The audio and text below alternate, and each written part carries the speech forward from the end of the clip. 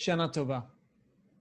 I want to ask you to do something you might not have been asked to do before, which is not to listen to the sound of the shofar.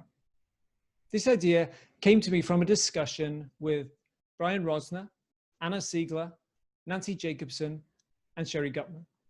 It was organized by Rabbi David, and it was wonderful to spend time with these people preparing and learning ahead of the high holidays.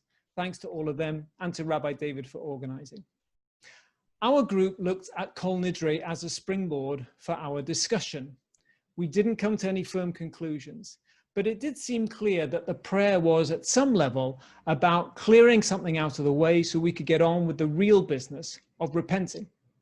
You could think of Kol Nidre a bit like the small print, the fine print, the legalese that comes very fast at the end of drug commercials, except in our case, we put it at the beginning to get it out of the way first. It's strange then that this should be such a focal point. We wolf down our food, we make a mad dash to the synagogue, we shout at the kids along the way, we rush to get into our seats, all to be there for what is really just a legal disclaimer. It's really just throat clearing, mind clearing, heart clearing. The shofar is similar. We often describe the shofar as an alarm. Well, an alarm is only meaningful in terms of how you react to it. The prayer Unatana Tokef provides a clue as to what we should actually be listening for. The prayer talks about what happens in the heavens on Rosh Hashanah. The great shofar sounds, it says, and then a small whisper is heard. The shofar tells us to be quiet so we can hear the small whisper. What is the small whisper? I think of it maybe as the breath of the Creator still within each of us, or perhaps the voice of the heart, the voice that's always there but is drowned out by everyday sounds and worries, or perhaps the soul, our connection to the eternal. It's personal, but it's not something we develop in isolation. It comes from listening to other people. It tells me what's really important, what I should be doing, how I should be behaving. I need the big noise to help me hear the small whisper.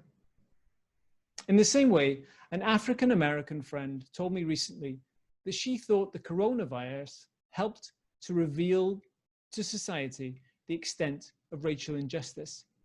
We can fixate on the virus and hope the world will go back to normal, but the injustice reminds us that we should be doing better than the normal of 6 months ago. And in the same way, Rosh Hashanah has the same message. We don't want to go back to the way things were. We can do better than that. We are Rodfei Tzedek, pursuers of justice. Almost alone among the Jewish communities in our city, we have this very active name. We are in pursuit. How can you pursue justice? The whisper will tell us, not the shofar. And once we've heard that whisper, let's share our thoughts and our creativity with each other to ask ourselves as a community, what can we do to pursue justice? Shana Tova.